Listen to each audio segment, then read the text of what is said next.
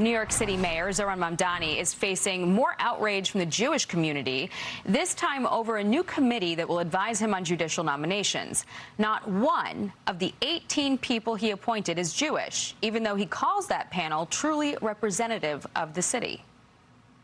In my 6 months of being the mayor, I've had the privilege of appointing a dozen qualified judges from a range of backgrounds, including Jewish judges.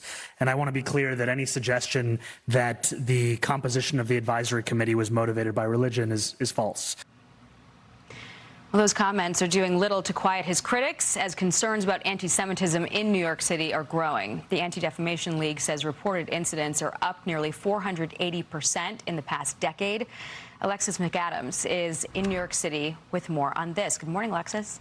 Jackie, good morning. Well, so not a single Jewish New Yorker is on the city's most powerful advisory committee list, but you know who is? A lawyer who represented a convicted domestic terrorist, so he made the cut. Now a number of Jewish groups are outraged here after Mayor Zohran Mamdani left out Jewish members from this appointed 18-member panel that helps recommend judicial nominees for the city. It's a huge job. The mayor is defending the selection, saying, well, I've appointed other Jewish judges since I took office. I think the suggestion that there would be any decision-making motivated by religion, it does bother me.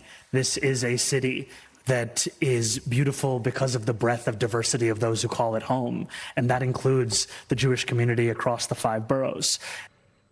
So now 4 Jewish bar associations got together. They wrote this letter to the mayor, Jackie, claiming this follows a pattern that has left Jewish New Yorkers feeling marginalized, and they're also demanding that he add Jewish representation to this committee. The controversy comes just 1 week after police say this man on your screen stabbed 2 people in New York City, including a Jewish man who had just left a synagogue in a hate crime attack. Mamdani also continues pretty much weekly to call for the arrest of Israeli Prime Minister Benjamin Netanyahu, saying he is a war criminal. Netanyahu says he's coming to New York anyway.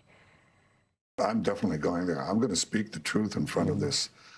You know, there's just hate spewing elected official who's pitting one group of New Yorkers against the others. He's turning them against New York Jews. I mean, what are we, in the 1930s? What is this?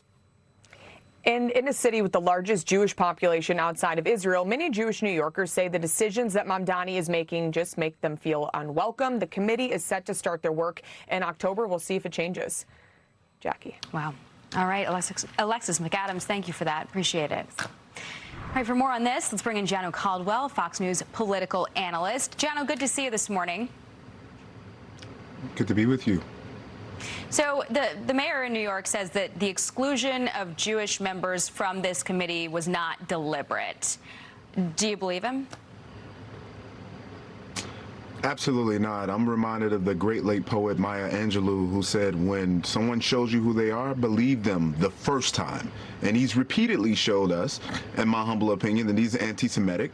He has refused to say that the Jewish state has a right to exist. His wife has liked posts of those celebrating terrorists on October 7th, on the day of and after.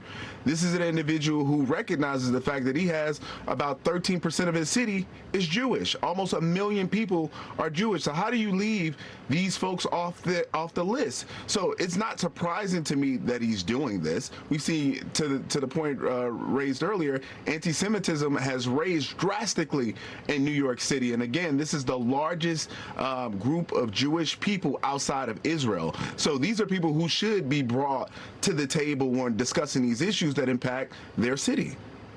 Yeah, you mentioned how many Jews live in New York City, and not only to be left off the committee, but then for the mayor to call it truly representative of the city is really something. In the meantime, though, support's growing for this petition to ban Mamdani from attending this year's ceremony marking the 9/11 terror attacks.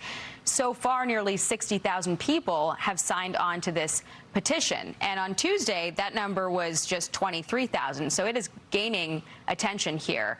What do you make of this push to keep this event apolitical?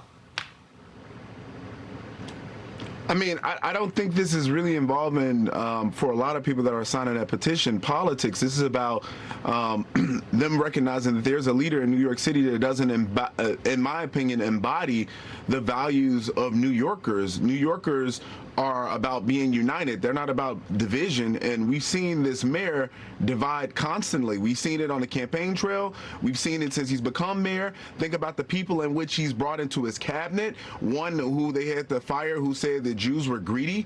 I mean, this is an individual who does not, in my humble opinion, embody what New Yorkers would want to see from a mayor. They would want somebody, I think, like Adams, the former Mayor Adams, who had a committee on Jews and anti-Semitism, somebody who supported the community wholeheartedly.